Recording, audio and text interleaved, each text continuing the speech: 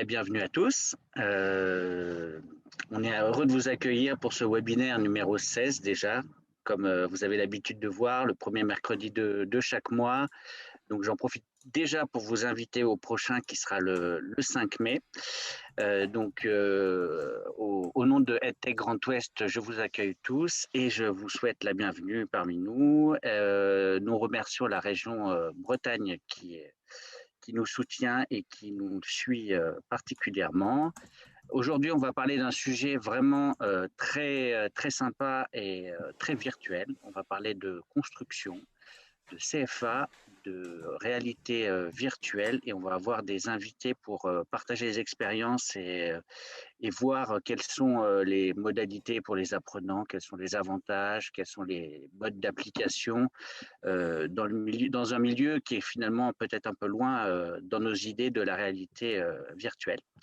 Donc je vais laisser la main à nos invités pour se présenter et puis rentrer dans ce webinaire tout en douceur. Voilà. Arnaud, je te propose, moi je m'appelle Guillaume Carpentier et je vais être un petit peu le facilitateur de ce webinaire. Et Arnaud, moi ce que j'aimerais bien savoir, c'est pourquoi est-ce que Bâtiment CFA Bretagne est ici avec nous sur ce webinaire. C'est quoi un peu l'intention de partage, de retour d'expérience? Et puis, du coup, juste après, je reprendrai la main. Bien, bonsoir à tous. Donc Arnaud Launay, je suis secrétaire général de Bâtiment CFA Bretagne, une association qui gère 4 centres de formation sur notre territoire, qui représente 3000 apprenants. Je dirais que depuis quelques temps déjà, on s'interrogeait sur la manière d'accompagner nos apprenants sur un mode de formation comme le blended learning, et que le confinement est venu d'une part bousculer un petit peu nos envies et nos ambitions, et que d'autre part, depuis 2018, et vous le savez, avec la loi pour la liberté de choisir son avenir professionnel, on savait déjà qu'on allait être obligé de revoir nos modalités de formation pour davantage individualiser nos formations et répondre aux aspirations de chacun et aussi évidemment aux prérequis de chacun. Donc tout ça mêlé fait que on a démarré un certain nombre d'expérimentations pour vraiment s'attacher à répondre de plus en plus, je dirais, à ces besoins de compétences et différents, je dirais, d'un apprenant à l'autre en fonction de son projet, en fonction de son contexte professionnel. Et du coup, on a démarré l'aventure comme ça. Je dirais qu'aujourd'hui, ce qui nous intéresse dans le partage d'expérience, c'est d'appréhender que ces changements que nous, on a imaginés doivent s'accompagner aussi par une acculturation de l'apprenant dans son rôle d'acteur de la formation. Et c'est aussi de cela dont on souhaitait vous parler ce soir au travers de nos expériences, c'est de voir comment on peut mobiliser davantage, notamment nos jeunes publics, dans un rôle qui est majeur, qui est donc de devenir des apprenants, acteurs, moteurs de leur formation, et qu'ils comprennent qu'ils ont un rôle dans l'interaction nécessaire aujourd'hui dans la construction de leur savoir. Voilà. J'espère ne pas avoir été trop long. Non, c'est parfait, merci. Non, tu as très bien mis le contexte. Et du coup, nous, vu qu'on est interactif, collaboratif, pour les participants qui sont avec nous, dans le chat, Hubert vous a mis un lien vers un klaxoon qui va nous permettre de suivre un peu les questions, réactions que vous avez sur ce webinaire. Et du coup, la première question qu'on vous pose, c'est quand on vous dit individualiser nos parcours de formation, ça vous fait penser à quoi? Est-ce que ça va être une injonction Calliope, une stratégie d'apprentissage, un projet d'établissement? Ça va être à nous de nous dire pour qu'on puisse sentir un peu la température de voilà, à quoi ça vous fait penser quand on vous dit individualiser les parcours de formation. Et puis du coup, vous allez pouvoir répondre sur le klaxon et puis poser d'autres questions si vous avez voilà, finalement votre intention pour ce webinaire, là, ce que vous avez envie d'apprendre, de savoir. Une question précise peut-être déjà. N'hésitez pas, le klaxon est fait pour ça. Voilà.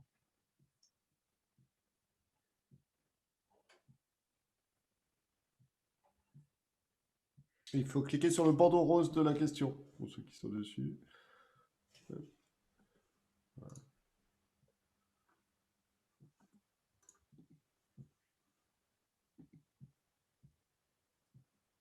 Donc, on a quelques débuts de réponse pour ceux qui mettent plus longtemps à accéder à Klexoon, embarquer les apprenants, humaniser la relation à l'apprentissage, la modularisation. Et pour ceux qui répondent sur le bandeau rose, on commence aussi à avoir d'autres réponses.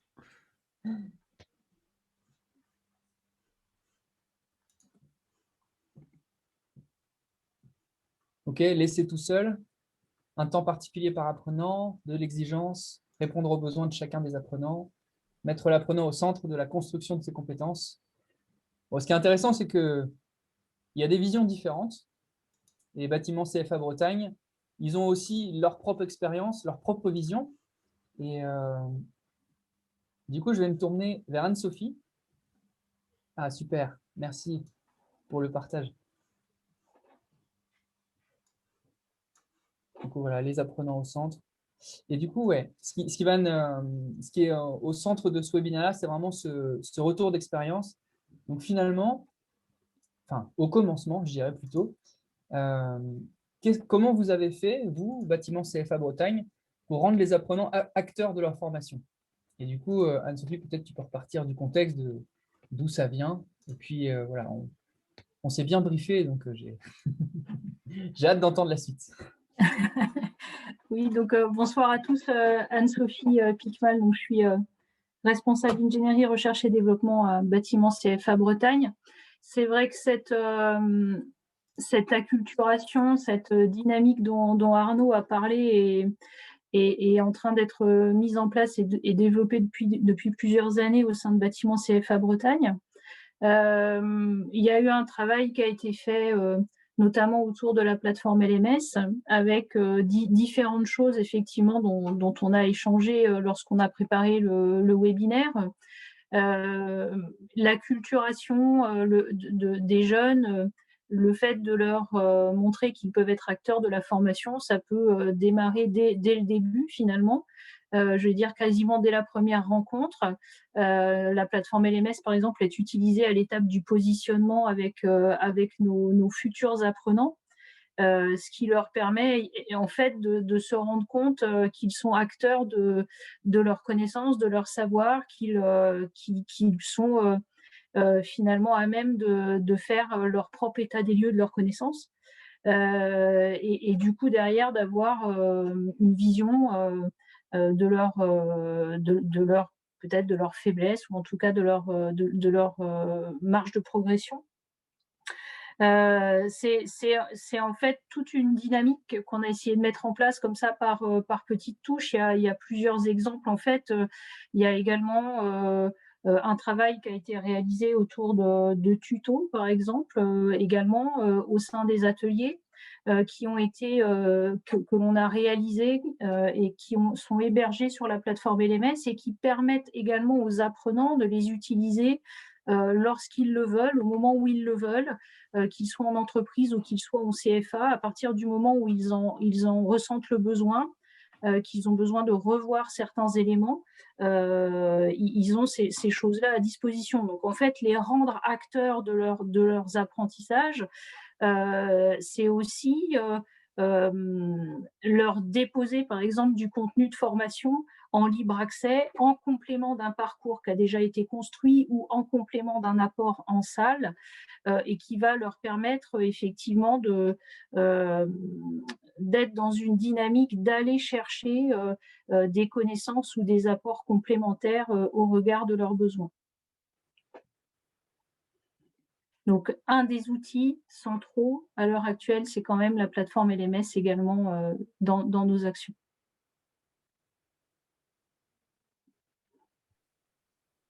Il y a un autre sujet aussi à côté de la plateforme LMS, c'est la réalité virtuelle, dont on a communiqué pas mal.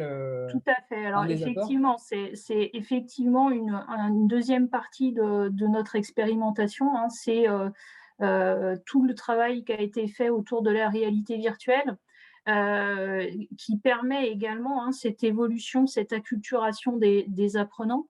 Et qui d'ailleurs est complémentaire avec d'autres actions.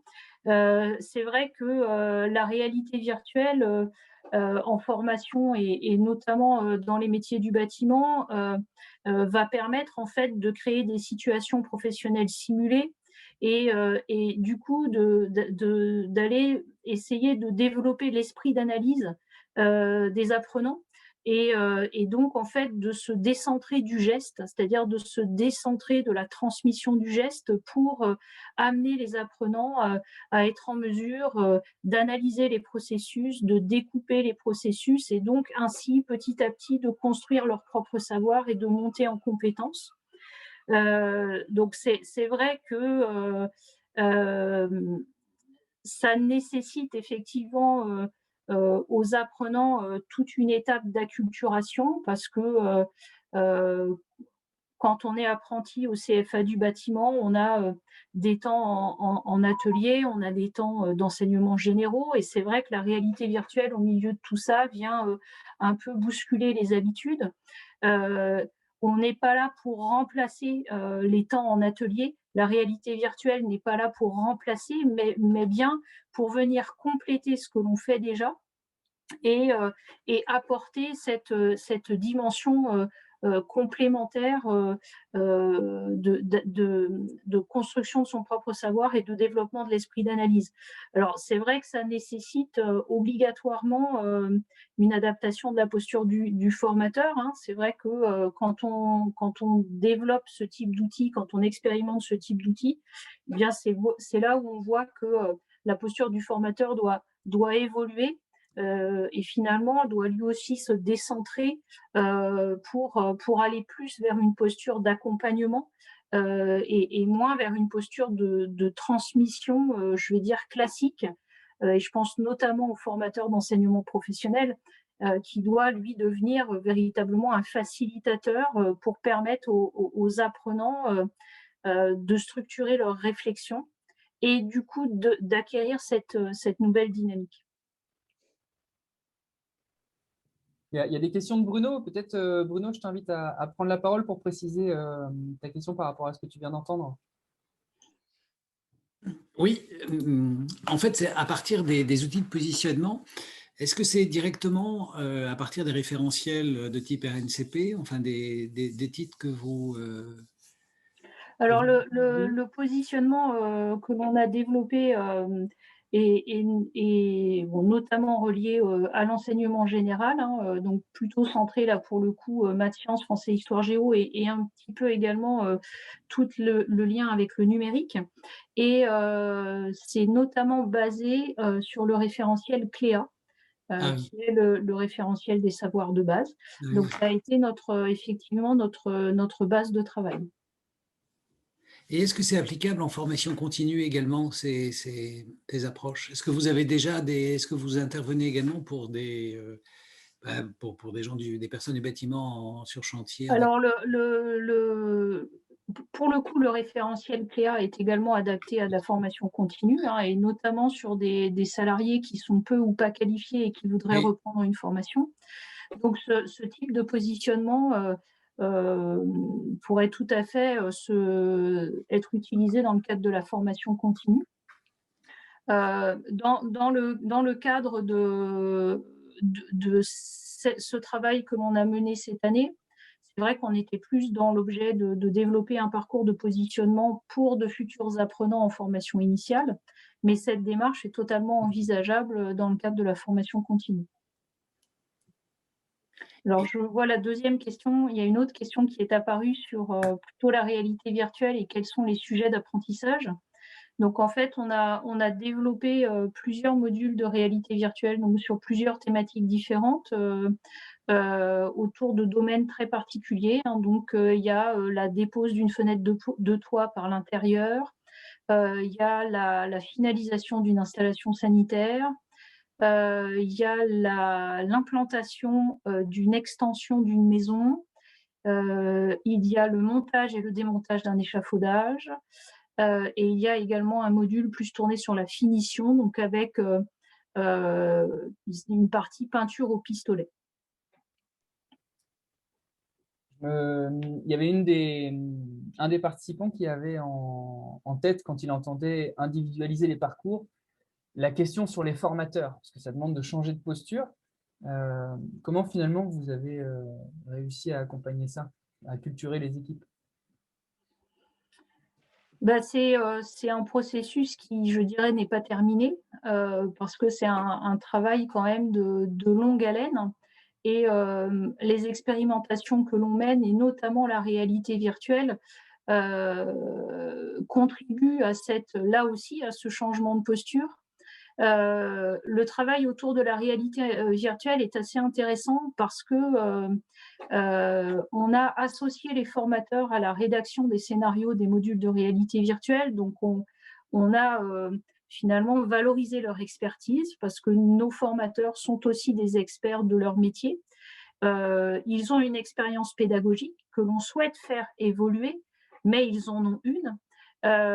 Donc, il faut quand même prendre en compte cette base-là pour ensuite aller vers une acculturation ou vers l'utilisation ou d'autres usages pédagogiques. Donc, il y a eu cette première partie. Et il y a eu la deuxième partie, une fois que le module de réalité virtuelle était développé par la société Farsight. Ça a été un travail avec un expert pédagogique externe à Bâtiment CFA Bretagne. Donc, c'était avec la société C-Campus et donc c'était Marc Dennery, qui est venu accompagner les formateurs pour réfléchir à comment utiliser la réalité virtuelle en formation, c'est-à-dire comment la connecter à d'autres domaines de la formation qu'on appelle l'étude des constructions, la technologie, donc c'est une partie plutôt théorique, et puis la partie pratique en atelier. Et c'est justement dans ces ateliers de réflexion que l'on va aller vers l'individualisation des parcours et que l'on va montrer que la réalité virtuelle peut permettre une meilleure individualisation des parcours, mais que cette démarche d'individualisation peut aussi être renforcée en atelier, parce que si on a une partie du groupe, par exemple, qui travaille en autonomie avec le module de réalité virtuelle, on peut se consacrer plus en détail aux jeunes qui sont peut-être un peu plus en difficulté et qui seraient en atelier avec le formateur. Donc, c'est ce travail-là avec les formateurs d'utilisation finalement de l'outil qui va permettre de renforcer là aussi l'acculturation à l'individualisation des parcours. Donc, c'est pas simplement la construction des modules de réalité virtuelle qui est importante, mais c'est tout le travail qu'il y a derrière. Et je pense que cette expérimentation nous a aussi montré, mais je pense que c'est pour beaucoup, on en est conscient, hein, que la réalité virtuelle, c'est un outil comme d'autres outils pédagogiques et qu'il y a donc tout un travail effectivement d'accompagnement derrière à l'utilisation pour que tout le monde en comprenne bien les objectifs. Et il y a une question de Bruno là qui est directement liée à ce que tu racontes sur finalement qu'est-ce que ça change pour les apprenants et comment ils ont réagi pour ceux qui ont utilisé ça en premier, ces nouveaux usages. Il y a un effet waouh qui est bien évident. Alors, on avait, alors je parle notamment au CFA de Saint-Grégoire, il y avait déjà l'utilisation de casques de réalité virtuelle, notamment en lien avec la maquette numérique. Donc, effectivement, quand on amène ce type d'outils en formation, c'est vrai qu'il y a la surprise quand même des apprenants. Et puis après, il y a en deuxième effet des réactions beaucoup plus terre à terre. Du type ah bah oui, c'est pas mal pour réviser, ah bah oui, c'est pas mal si on se sent pas à l'aise au tout début pour aller sur les chantiers, de pouvoir revoir certaines choses, certaines étapes, certains processus. Donc effectivement, en fait, voilà, ça, il y a toujours ces deux composantes. Après, comme tout outil, eh bien parfois on peut s'en lasser. Et donc, effectivement, c'est là que prend le relais le vrai travail pédagogique, je dirais, comme pour tous les outils qu'on a à notre disposition. Merci beaucoup pour ce premier retour d'expérience et ça va continuer, hein, c'est que le début. Et déjà, il y a beaucoup de contenu, donc merci vraiment pour le côté concret en plus. on va faire un focus sur la réalité virtuelle. Et vous avez travaillé avec Farsight et on a la chance d'avoir Douglas avec nous. C'est aussi l'intention du webinaire. Et du coup, Anne-Sophie a déjà commencé à partager sur le côté de l'histoire, de comment ça s'est passé du début à la fin. Mais voilà, avec plaisir pour entendre comment ça se passe du côté de Farsight, du coup. Bonsoir tout le monde. Je me présente, je suis Douglas Ozani, un des cofondateurs de la société Farsight. On réalise beaucoup d'applications de formation immersive en réalité virtuelle. On en a fait une trentaine et on a la chance d'en faire 6 avec le CFA. Il y en avait 6 en tout qui ont été réalisés. Et donc, je suis content de pouvoir donner mon avis, parce que la réalité virtuelle, elle répond avec pas mal comment dire, d'avantages que apporte la technologie aujourd'hui.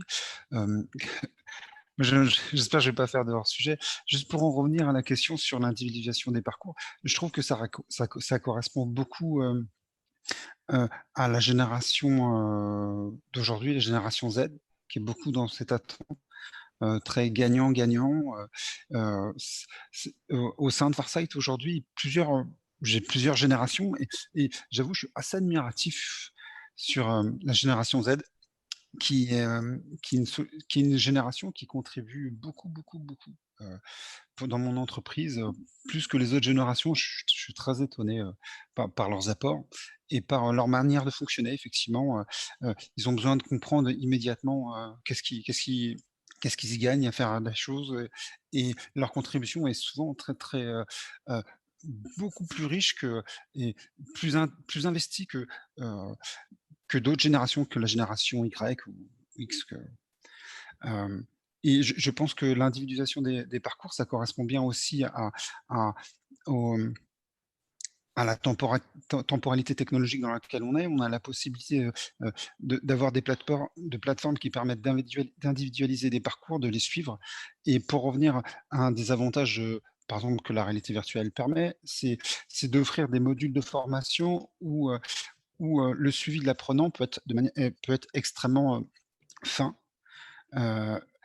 C'est-à-dire que si la réalité virtuelle, ça permet d'immerger des apprenants dans un environnement, ça leur permet aussi on peut leur transmettre des connaissances, mais on peut aussi leur transmettre des concepts dans lesquels ils peuvent acquérir des réflexions pour comprendre des mécaniques et pour pouvoir parfaitement, comme le disait justement Anne-Sophie, comprendre des processus et de pouvoir tester leur compréhension sur l'ensemble du processus. Et avec des trackers très précis, on peut faire un reporting très précis du résultat de chacun des apprenants, et ce reporting sera restitué à l'apprenant, mais surtout au formateur, qui d'un coup, lui, se retrouve justement en lien avec ces résultats, et cette synthèse leur fait gagner énormément de temps, parce qu'ils ne sont pas obligés de suivre en synchrone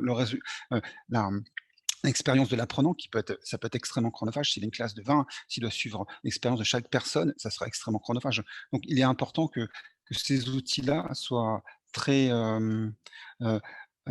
autonomes dans la synthèse de résultats très précis qu'on a pu développer, que la plupart de tous nos clients nous ont demandé et nous ont aidés à affiner.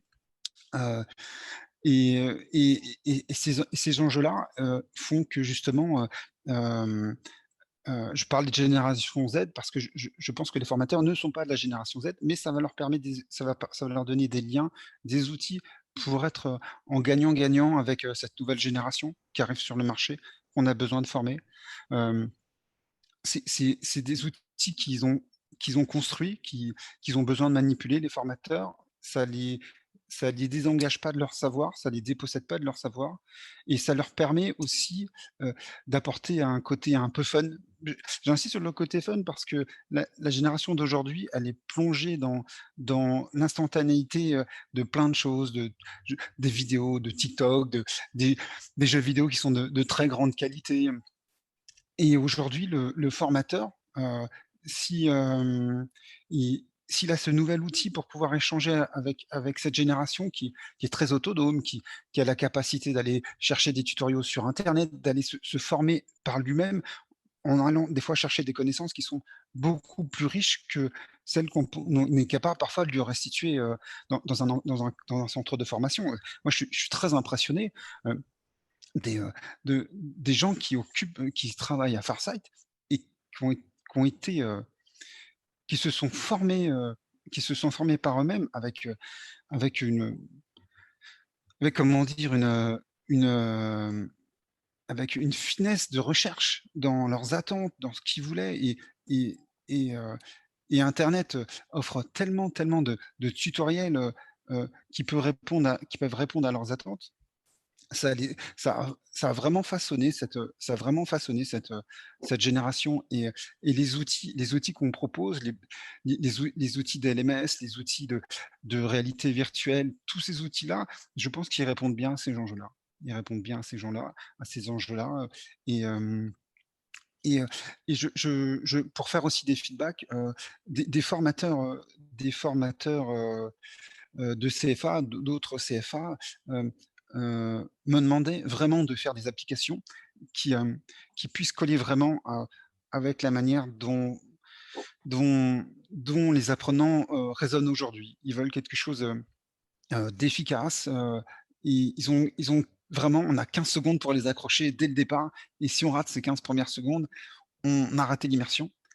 Et il faut vraiment réussir à à les immerger en leur proposant d'éviter les répétitions, d'éviter les répétitions. Si par exemple, je dois mettre un sac de sable sur les panneaux de signalisation temporaire que je suis en train de poser, une fois que j'ai compris que je devais en poser un sur un, ça va automatiquement poser les autres sacs de sable sur les prochains panneaux.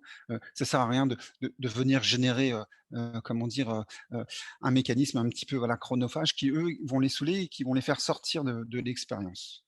Ça, c'est un des retours, voilà, j'espère que je dis pas trop de bêtises, je suis désolé. Parfait, c'est très bien parce que tu mets du contexte et de la perspective, donc c'est chouette.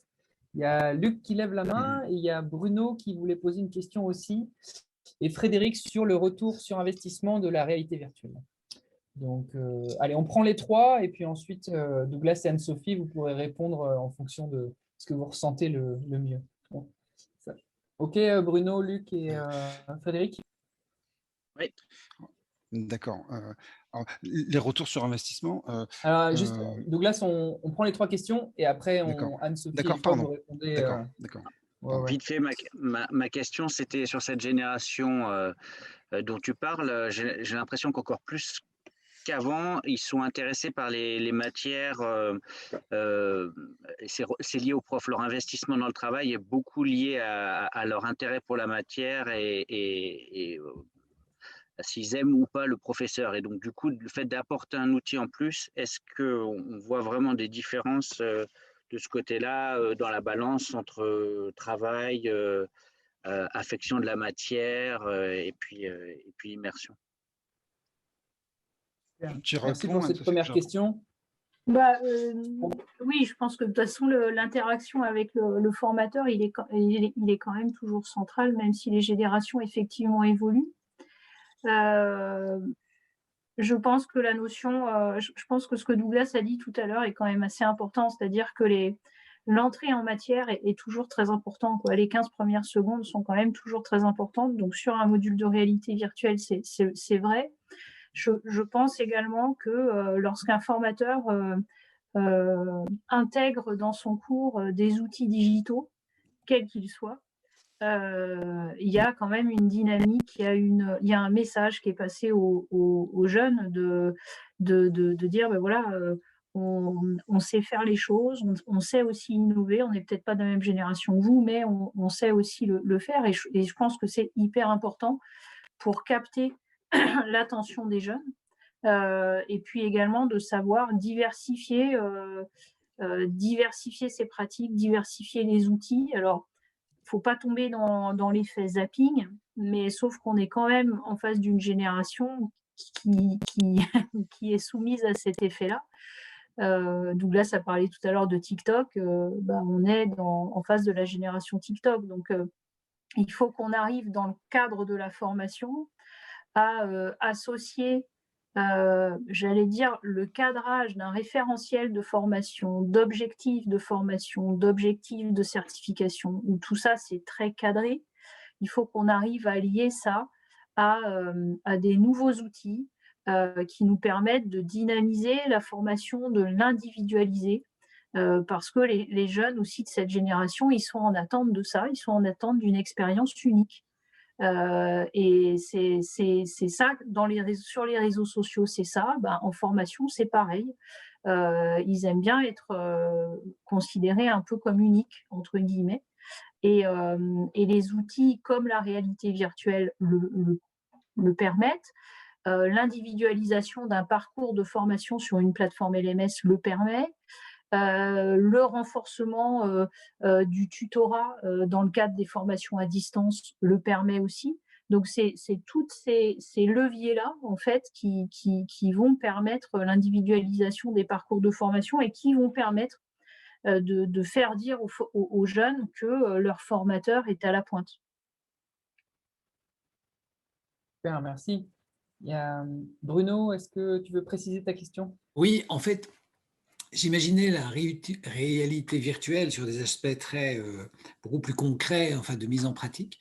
Et alors l'idée de l'utiliser également dans les concepts, est-ce qu'il peut y avoir un exemple? Voilà, c'était une curiosité. Parce que vous avez dit que vous l'utilisez aussi pour travailler un concept. Oui, d'accord. En fait, j'ai peut-être pas été clair. En fait, dans la taxonomie de Bloom, je ne sais pas si ça vous parle, Ouais. c'est une sorte de hiérarchie dans la manière dont on vient transmettre des informations, des connaissances à des apprenants. Le premier étage, c'est de connaître le nom des choses, par exemple. Par exemple, on est pour une voiture, on vous montre les roues, ben, vous savez, ça, c'est les roues. On vous montre le moteur, on vous dit ça, c'est le moteur. Dans l'étage du dessus, c'est la partie conceptuelle. On vient vous expliquer comment fonctionne le moteur. Et on parle de cette conception-là, c'est-à-dire la notion de comprendre comment les choses fonctionnent. On y met de l'essence, on met de l'oxygène, on y met une étincelle et ça provoque un mouvement sur les pistons et on récupère un mouvement rotatif sur les vilebrequins qui permet de faire tourner les roues. Ça c'est un concept. Et quand je parlais de concept, je voulais parler du stade au-dessus de la connaissance qui permettrait après d'évaluer ce genre de choses. Voilà.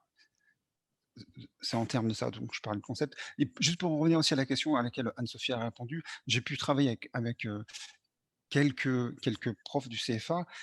La réalité virtuelle, elle n'est pas là pour les remplacer, parce que je pense que c'est un métier de passionné. Hein. J'ai pu voir que la plupart de tous les experts à qui on m'a mis en relation sur les projets, c'était des gens très passionnés. Et je pense qu'il y a une relation très forte entre eux et leurs apprenants. Je pense que je pense que la réalité virtuelle sera bien accueillie si le rapport avec l'apprenant c'est un rapport qui se passe bien et si le rapport est conflictuel, tout ce que présentera le professeur, le prof, il sera vu forcément avec une connotation négative. Je pense que c'est vraiment lié, c'est du contexte en fait. Il y a juste une question également qui est dans le chat, qui est en lien avec les troubles du langage et plutôt avec l'accessibilité. De savoir si c'est un plus également d'utiliser la réalité virtuelle pour ce public.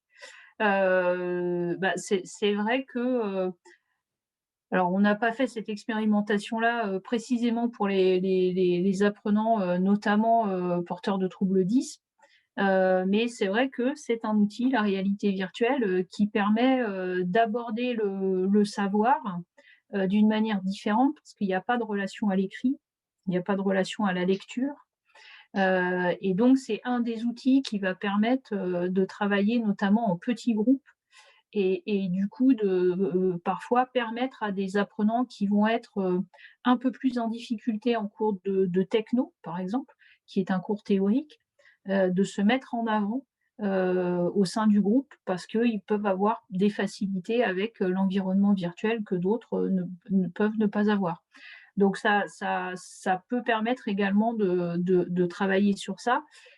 Par contre, dans notre expérimentation, c'est pas quelque chose qu'on a mis en avant ni qu'on a pris en compte dans la réflexion autour de la construction des modules de réalité virtuelle. Ok, merci. Et la dernière question qu'on avait sur la réalité virtuelle, enfin dernière, l'une des dernières, parce que j'imagine qu'il y en aura d'autres, c'est sur le retour sur investissement. Alors en temps, en argent, je ne sais pas. Est-ce que vous Alors, avez des billes là-dessus? ouais, justement, bonsoir à tous. En fait, c'est pas forcément, enfin, le retour sur investissement au sens large, j'entends. C'est-à-dire que c'est pas forcément que de l'aspect financier. On sait que Farsight fait des prix très super intéressants, mais quand même, il y a ça, c'est sûr, mais il y a quand même d'autres retours sur investissement, j'imagine.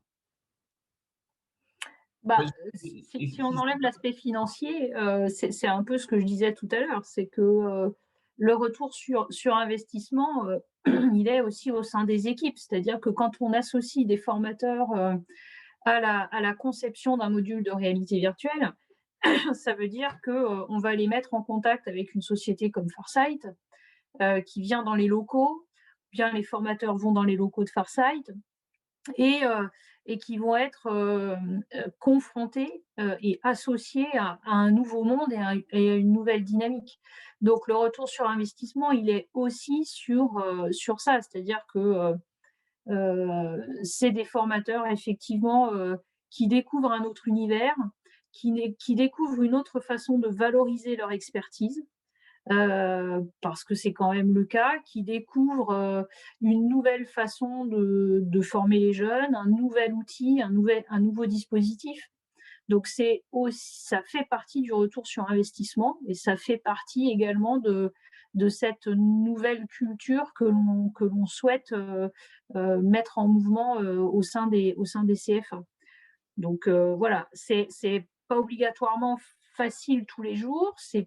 Il y a des formateurs qui sont réfractaires au changement et à la nouveauté, mais le retour sur investissement, il est aussi dans ce que ramènent les formateurs au sein des équipes. C'est-à-dire une fois qu'ils ont travaillé avec Douglas ou avec ses collègues, quand ils reviennent au CFA, ce qu'ils en racontent, le partage d'expériences, quand on fait une recette d'un module de réalité virtuelle au CFA, qu'on valide le contenu d'un module de réalité virtuelle, on peut associer d'autres formateurs.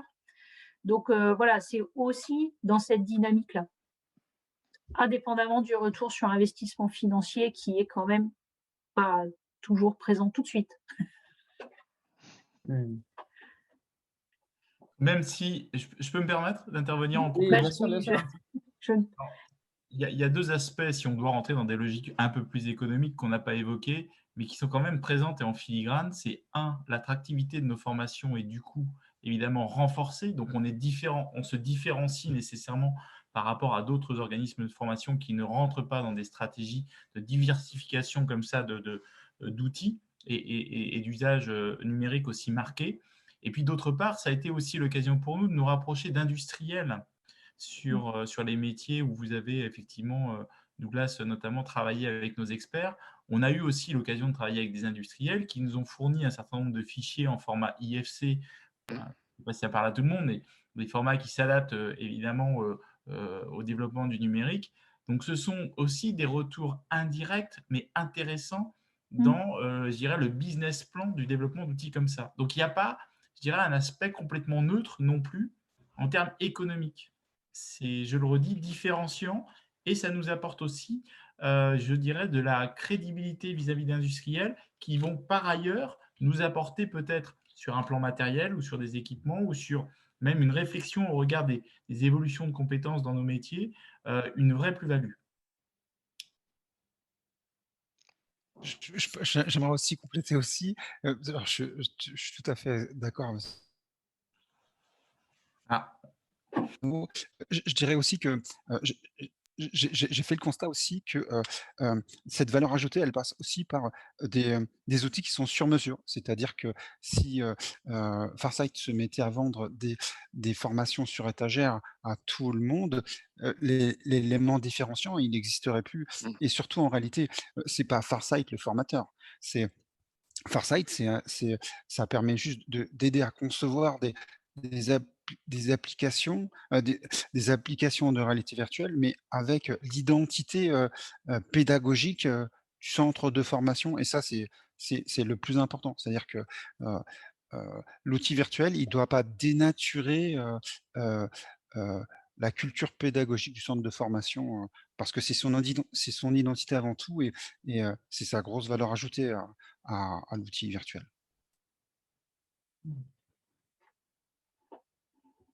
Super, merci. Peut-être qu'on peut faire un petit tour sur Klaxoon pour voir finalement comment est-ce que ces échanges vous font voir la réalité virtuelle autrement ou vous donnent un éclairage.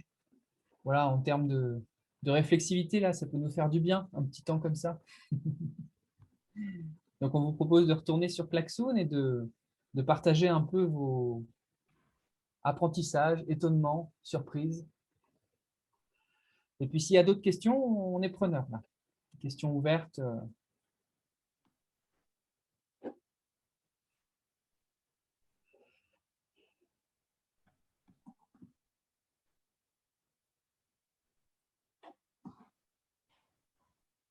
En tout cas, on est très bon en timing. Voilà. Hubert, si tu peux remettre le lien de Klaxoon pour ceux qui… Ah oui, pour les nouveaux. Et bonjour à ceux qui viennent d'arriver.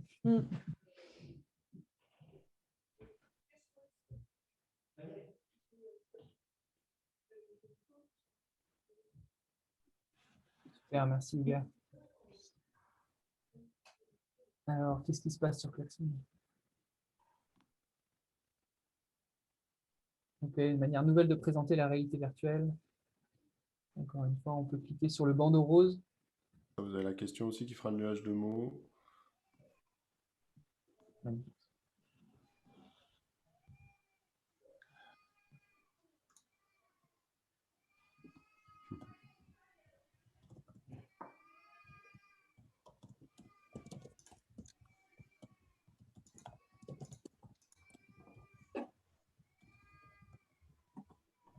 Ok, plutôt des retours positifs.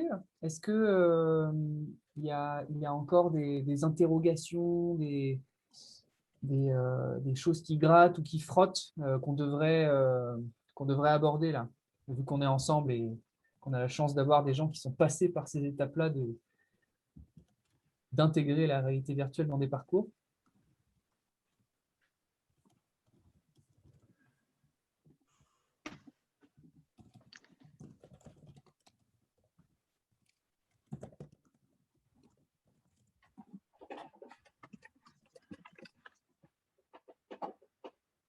Merci Hubert.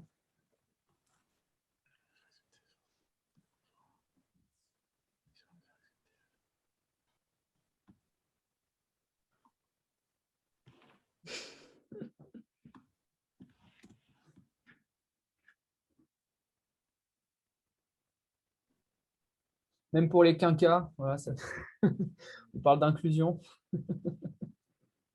Du coup, super, j'ai l'impression que ça a inspiré, diffusé. On va petit à petit glisser vers la conclusion. Et finalement, si vous reprenez du recul, là, Anne-Sophie, Arnaud, Douglas, quand vous prenez du recul sur le projet que vous avez mené ensemble, qu'est-ce que vous avez envie de retenir et de partager entre votre position du début et puis aujourd'hui, si c'était à refaire, par exemple? En ce qui me concerne, si c'était à refaire, je conserverais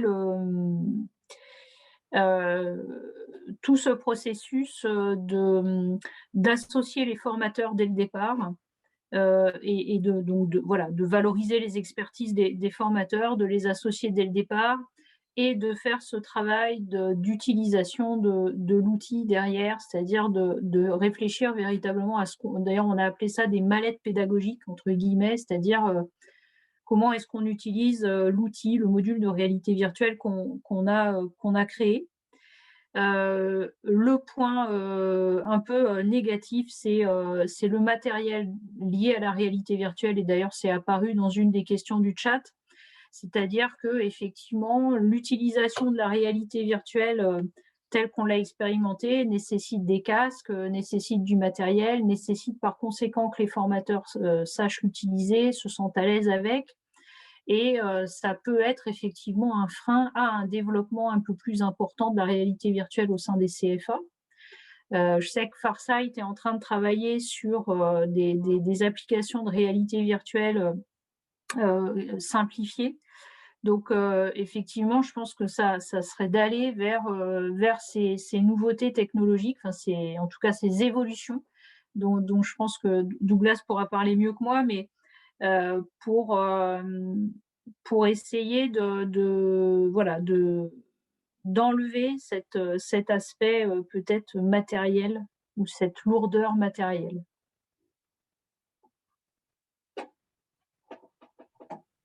Merci, Douglas. Vas-y, allez-y. Arnaud, tu vas ou j'y vais? Vas-y, Douglas. Ok, alors je rebondis sur ce que disait Anne-Sophie. Effectivement, ça a été un des très gros constats qu'on avait fait. La réalité virtuelle, j'ai pas pu aborder tous les sujets, hein, mais c'est aussi, ça peut aussi être compliqué de déploiement et depuis l'arrivée du Covid, Farsight a réfléchi et met au point des solutions de formation de réalité virtuelle sans casque, c'est-à-dire juste un simple PC ou sur smartphone. Ce qui permet à un formateur de pouvoir distribuer facilement ses séances de formation avec un simple lien Internet ou un portail Internet. Aujourd'hui, on a déjà livré une application comme ça. Et on a Si tu as un partage deux d'écran applications. Pardon, Douglas, si tu as un partage d'écran à faire, ça peut être pas mal parce que c'est visuel ce dont tu parles. Donc, si tu D'accord. as ça dans le stock, ça peut Allez, être chouette. je vais vous en présenter un qui. Alors, je vais directement me connecter dessus. Je vais me connecter dessus. Alors, ça prend un peu de temps parce que j'ai une très très mauvaise connexion. Flûte, j'ai perdu mon klaxon, je suis bête. Bon, je reclique dessus. Donc, je vais vous repartager l'écran dès que l'application s'est chargée. Donc, en fait, c'est de proposer des applications qui se chargent automatiquement sur votre navigateur. Et il faut juste un navigateur pas trop vieux et un PC pas trop vieux, qui est moins de 10 ans. On a fait des applications il n'y a pas très longtemps avec l'école des transmissions, et on est parti dans ce sens-là. Des ordinateurs pas forcément très puissants, mais avec une technologie suffisamment de qualité, avec les nouveaux moteurs de rendu 3D qui permettent de proposer des choses jolies et d'accéder à des outils en quelques clics. Alors là, je mets le post formateur. Alors le formateur, il est voilà, bon, effectivement, il a une session sécurisée avec un mot de passe parce que ce lien, pour l'instant, est actif pour tout le monde. Donc conclusion, il valide, il choisit son scénario et il choisit son scénario de manière assez précise. Il choisit des éléments de son. Là, c'était un scénario où on vient faire de la signalisation temporaire de chantier. Donc voilà. Donc il va se connecter. Donc, je vous mets le post formateur, évidemment. Je n'ai pas pris la bonne vidéo.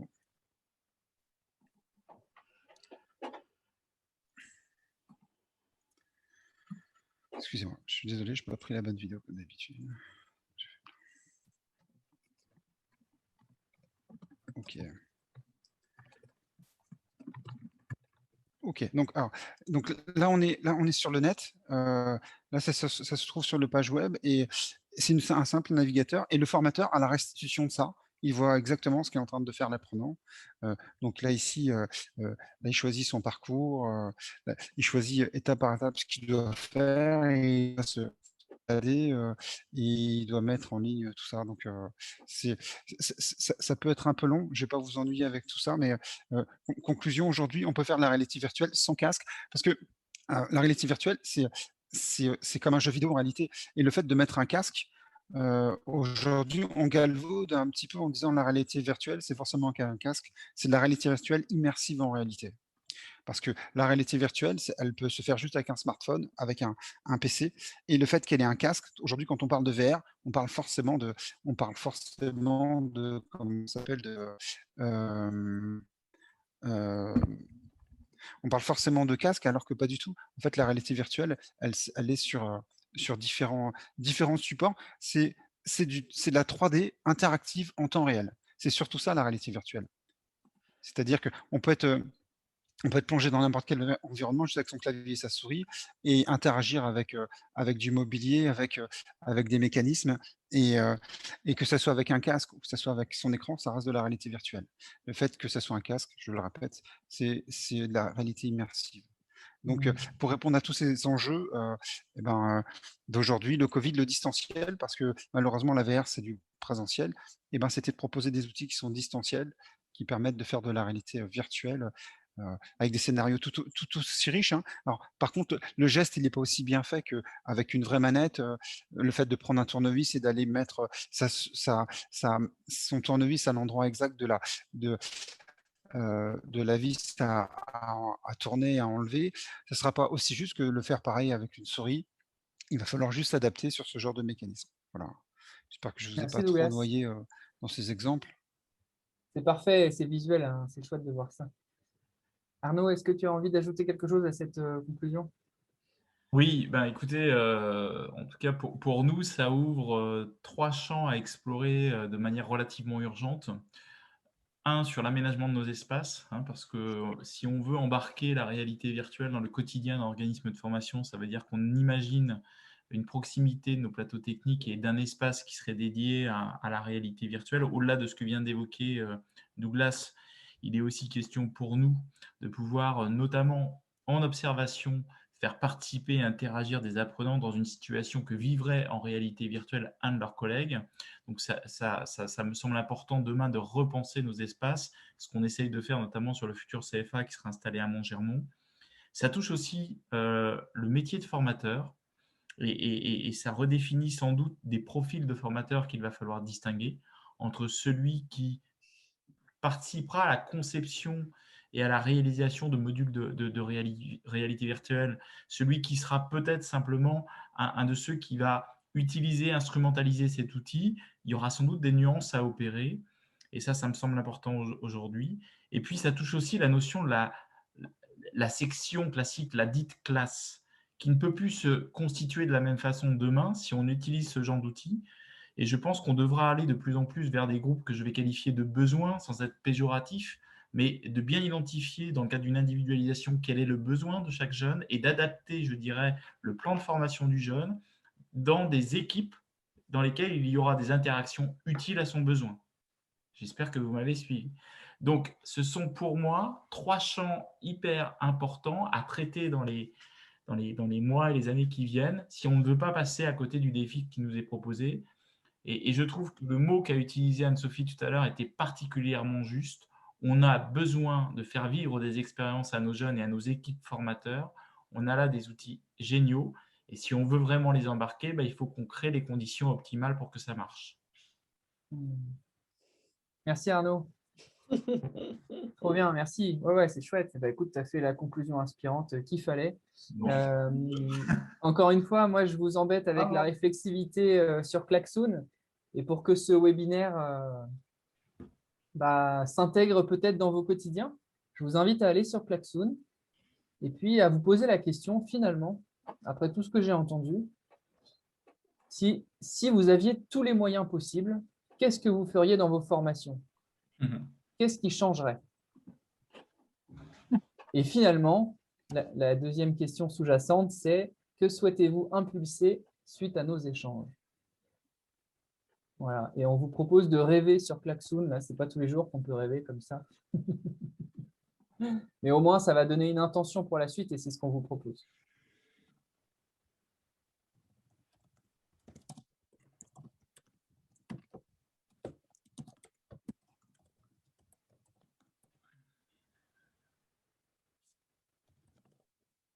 Pareil, Hubert, tu peux faire un petit partage sur le nuage de mots. Ça peut être sympa pour la fin.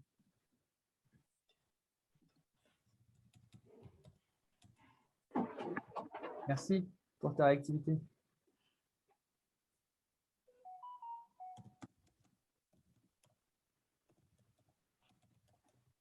Voilà, Bruno dit en rigolant, nous voilà convertis à la réalité virtuelle. À vous de voir. Et puis j'espère que on a aussi fait passer les messages finalement de co-construire avec les formateurs, de posture et de rôle. Enfin, voilà, il y avait plein de notions qu'on a abordées dans ce webinaire.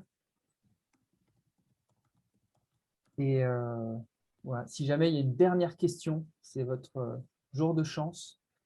Si vous n'êtes pas exprimé encore ou que vous avez une question sur le bout de la langue, vous pouvez y aller. J'ai une petite question. Vas-y. J'aimerais savoir depuis quand vous travaillez sur ces projets. Que j'apprécie grandement tout ce que vous partagez ce soir et j'aimerais bien savoir depuis quand ces projets-là sont impulsés dans votre équipe. Bah, la réalité virtuelle, ça a démarré vers 2017. D'accord. Il y a eu effectivement un premier projet avec Farsight aux alentours de 2017-2018. Et puis après, il y a eu un deuxième projet dans le cadre d'un partenariat avec Acto, donc autour de la digitalisation des CFA. Donc voilà, et tout ce qui concerne plus largement la digitalisation de la formation, l'utilisation de la plateforme LMS, etc., date d'avant le premier confinement. D'accord. Donc voilà, avec des réflexions autour, là aussi, de la structuration des équipes, d'avoir un référent sur la plateforme LMS par CFA, d'avoir des personnes ressources au sein des CFA, etc. Et également une réflexion autour du choix et de la sélection des outils que l'on utilise pour ne pas avoir trop d'outils et finalement sans savoir s'en servir. Juste pour compléter, c'est vrai qu'on a eu une chance dans notre secteur qui est le bâtiment, c'est la montée en puissance de la maquette numérique qui est venue aussi renforcer, je dirais, l'idée qu'aujourd'hui on peut de manière virtuelle à la fois visiter un chantier et sans doute former demain l'apprenant. Donc on a eu un concours de circonstances, on était un secteur relativement primaire, mais on a pris un gros coup de boost sur le numérique depuis je vais dire 5-6 ans maintenant.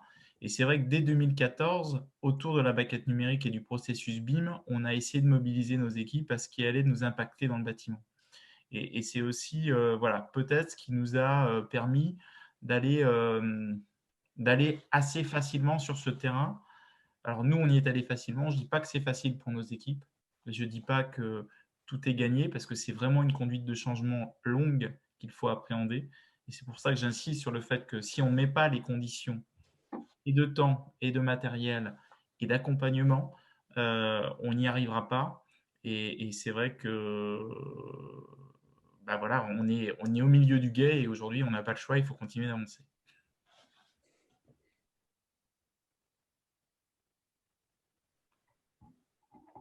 Merci beaucoup et je vais laisser Claire conclure. En tout cas, grand remerciement à Anna, ma binôme de choc avec qui on a collaboré, on a co-construit un super fil qui nous a permis de savoir si on était bon en timing, pas bon, qu'est-ce qu'on oublie, qu'est-ce qu'on retient, où est-ce qu'on met le curseur. Donc vraiment, voilà, Anna, tu es parmi nous. Et merci Guillaume d'avoir pris la relève. Avec plaisir, voilà, c'est une équipe. Et, le problème des connexions ouais. d'Internet. Et merci aussi Sylvie, Luc, Philippe et puis Claire. Du coup, je te laisse la parole. Et merci Douglas, merci Anne-Sophie, merci Arnaud.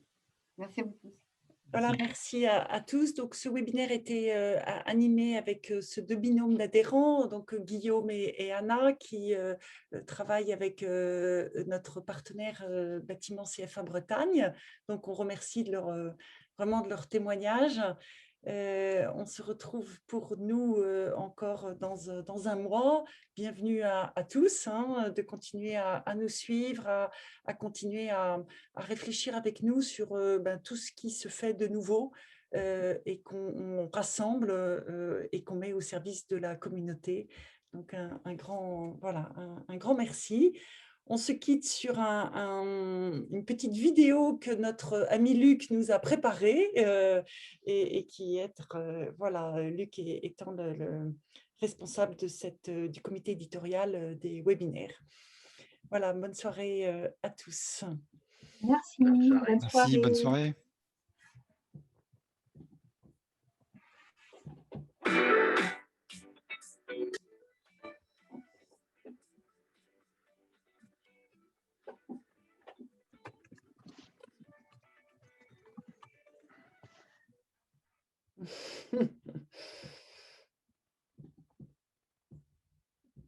Voilà, bonsoir. Merci Luc, hein. Bonsoir De tout le rien. monde. Bonsoir.